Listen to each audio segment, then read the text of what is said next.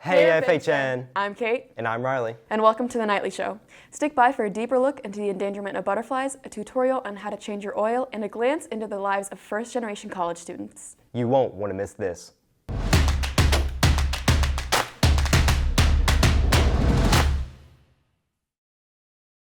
Starting locally, Prescription Outreach, a mail-order pharmacy based in Maryland Heights, recently launched its Fill the Gap Prescription Assistance Program. The online prescription program provides medication for cardiovascular disease, diabetes, and asthma for 1 year, aiming to strengthen the community's health. Seniors ages 55 to 65 living in the St. Charles, Jefferson, Franklin, Madison, Monroe, or St. Louis counties who are at or below 300% of the federal poverty line qualify for the program. Prescription Outreach hopes to dismantle some of the socioeconomic barriers that inhibit proper health care and create change for health equity in the area. People aren't just responsible for their own health, but the health of the environment they live in. Lately, butterflies have seen a decrease in their population due to human behaviors. Camden, Blair, and Joey Ingracia look at what has caused this decline and what can be done to save the butterfly population. The decline has been very rapid and very alarming. Insects are very, very resilient, and that is something we should take hope in. Monarch butterflies, a formerly common insect, have had a sharp decline in their population, nearing closer to extinction. This has brought the importance of conservation to the forefront, as much of agriculture is simply unsustainable without pollinators like the monarch. When we see monarchs declining, it really should tell us as a species, if we care about our own continued survival, we need to pay attention. So, I mean, whenever you take a link out of the pollinator chain, right, you're going to have, it's going to be a snowball effect. You no longer have the same efficacy when it comes to pollination of plants, which means that you don't have the same level of growth quality in crops. You may not even have crops that are able to grow because of it. But despite the rising concerns for the future of butterflies, environmentalists believe that if people do their part, these beautiful insects are not beyond saving. I think we have very strong evidence that it's not too far gone. Learn about milkweed and why it's important to monarchs. Learn about the other plants you can grow in your yard that will help the monarchs strengthen their flyway, strengthen their ability to migrate successfully, and you can do it at home. Anybody can garden.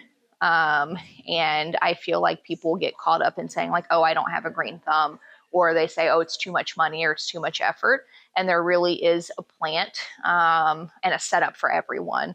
It's easier than what you think. It's cheaper than what you think. And it can be really rewarding and really awesome. So. Thanks, Camden and Joey. Shifting to the other side of the world, on March 28th, a magnitude 7.7 earthquake struck the country of Myanmar, with the epicenter close to Mandalay. The earthquake caused about 4,910 deaths in the countries, along with 6,500 injuries and over 750 people currently missing. Organizations such as the Red Cross, the United Nations, and the European Union have sent humanitarian aid to Myanmar, such as funds, medical supplies, and volunteers, building the country's endurance for a road to recovery. Endurance is exhibited here at FHN as well. When some students stop, many others persevere, including North student athletes. Colin Conley, a varsity wrestler, speaks on his long-standing wrestling career leading up to his D2 commit. Colin Conley has had a great year of wrestling here at North. Not only did he earn a spot at North Central College to wrestle at the D2 level, but he also medaled at state. But like most wrestlers that get to his level, it wasn't always easy. One of the things I'm most proud of is just being able to stick with wrestling. Every year we have a bunch of people come out, and a lot of people may not even make it through the first week. We usually lose about half the team by the end of the season just because people just don't want to do it anymore or just other reasons. But so yes, I've been doing this. This is my 8th year wrestling, and I'm just proud that I stuck with it this long. Yeah, really just my friends and also just not wanting to lose matches. It really drove me to try to be the best I could be. Because wrestling's such a big part of Colin's life, it's important that he reflects on his performance. I know I still have a lot to improve. At state, the second day, I lost a match, and it really got in my head, so I learned that I still need to work on the mental aspects of competing. But definitely medaling at state, it felt amazing, and just to know that I did that obviously with the help of my friends and family and stuff, but knowing that I got myself on that podium was awesome. Although Collin's dedication was what mainly made him decide to wrestle in college, there were some other reasons as well. Super exciting, like getting to commit and just knowing like that I was going to be a college athlete, that felt great. I did feel a little bad. I did talk to a lot of great coaches that like wanted to have me wrestle for them, and it like kind of sucked like not being able to go wrestle for them, but I just had to choose what place I thought would be best. I want to go into business, so I wanted to go to college, but I also just wanted to keep wrestling. I didn't want to give it up after high school. So yeah, going to wrestle for 4 more years was like a clear choice for me. The weather has taken a toll on many FHN extracurriculars, but to many's dismay, flash flooding Friday night postponed prom as the Old Hickory Golf Club experienced dangerous water levels. The dance's cancellation was announced shortly before the doors were scheduled to open. The notice frustrated many students and parents who had previously paid for hair and nail appointments, dresses, and suit rentals. School administration assured the community that the decision was not come too lightly and was necessary for the safety of the students.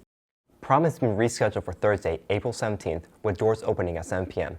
If you purchased a ticket for the original dance, it would still be accepted on the 17th. Any students who can no longer attend the dance or who can now make it should go to the main office. Additionally, a few suit rental stores and florists will allow people to rent suits and buy corsages and boutonnieres for free.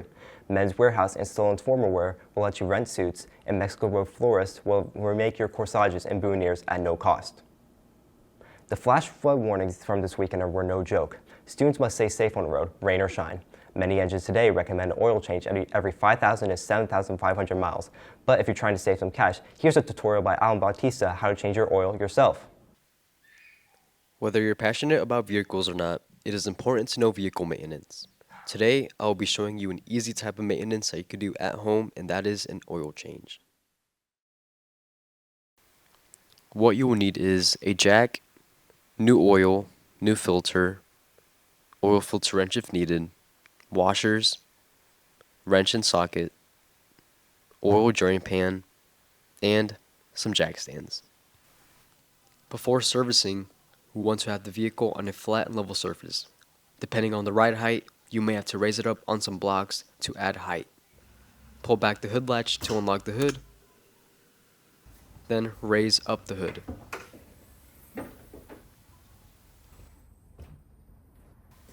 Remove the engine cover, twist off the fill cap, and set both off to the side. With the jack, we're going to have it at the lowest setting by turning the handle to the left and positioning it near the front. Slide it underneath the car right below the jack point. This is the safest spot you can raise your car up since it is a metal plate. Once the jack is all centered, we can begin to lift the car by now turning the handle of the jack to the right side. We want to have it up high enough to fit the jack stands underneath the vehicle and sitting below these metal grooves on both sides of the car. When they're both equal to each other, turn the handles of the jack to the left so the vehicle can rest on top of the stands. With the vehicle raised, locate both the oil filter and the oil drain plug. Set the drain pan underneath the filter housing along with the wrench and oil filter wrench. Begin to loosen the oil filter by remembering the lefty-loosey method. Let the housing drain for a couple minutes, and in the meantime, we can prepare the filter. Most car oil filters are a bit different, but with mine, I take out the old filter, grab a small screwdriver, remove the old O-ring near the bottom of the house, pop in the new filter along with the new O-ring.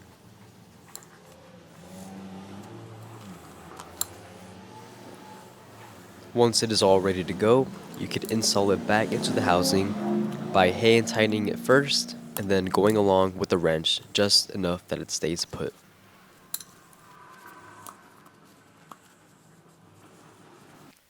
We can now begin to start draining all of the oil from the engine. With the wrench and an appropriate size socket, loosen the drain plug. You don't have to let the wrench do the entire job, just loose enough to where you can start twisting it with your hand.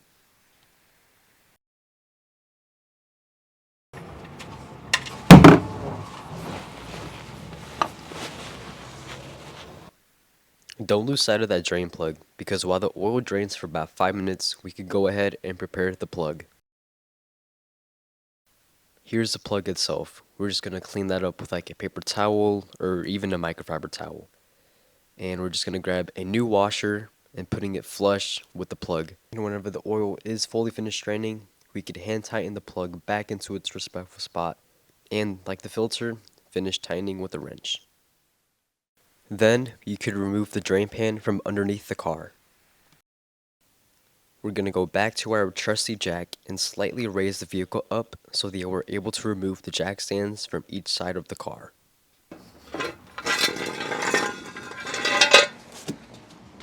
When lowering the car back down to the ground, make sure that the handle is also close to the ground and turn the handle to the left so that it lowers nice and slow.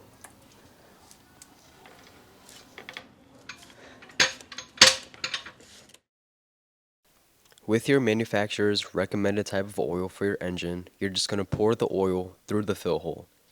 To not make a big mess of oil, I recommend that you pour using a funnel. It's not needed, but it definitely is a big help.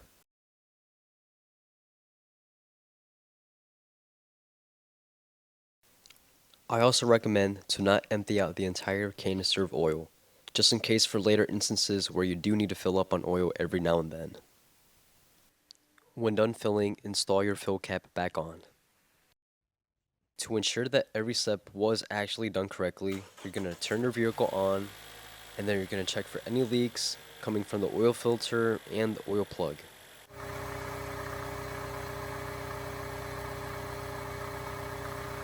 Once everything looks all good, you could put back on the engine cover and close your vehicle's hood. As an extra step of doneness, you could ride around for a bit to let the oil lubricate the engine.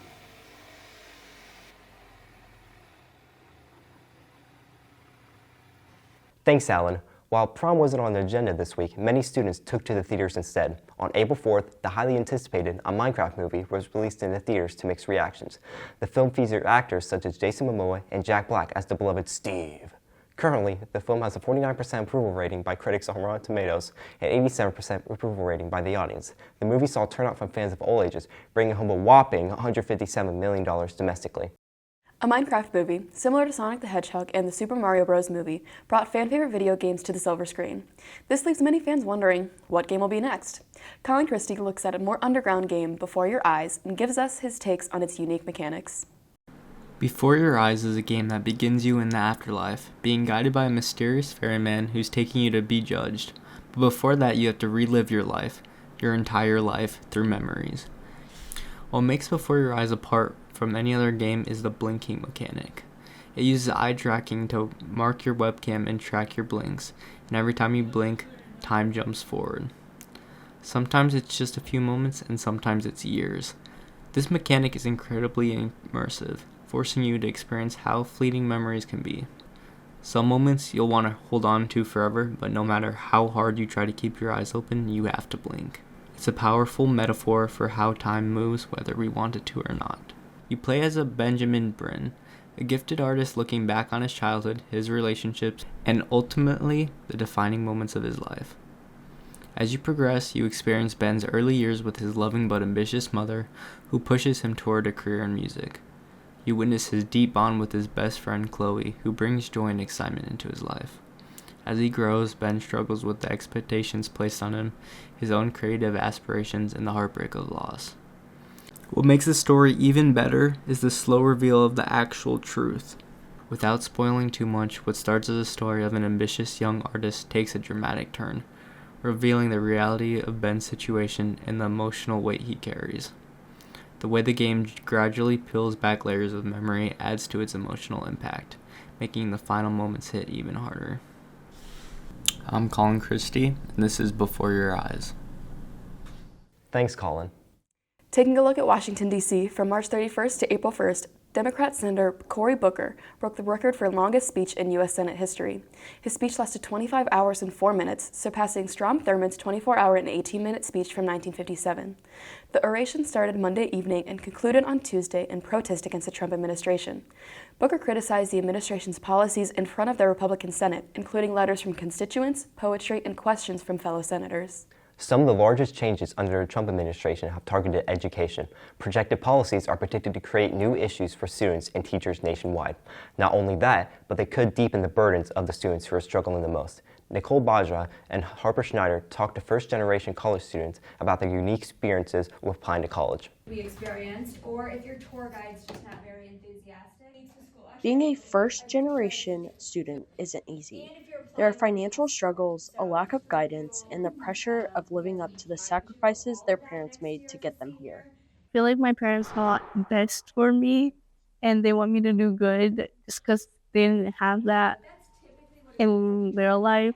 I feel like I had to kind of set an example for maybe others around me and for any siblings I might have. Parents always drilled this into me as if, you're the first one.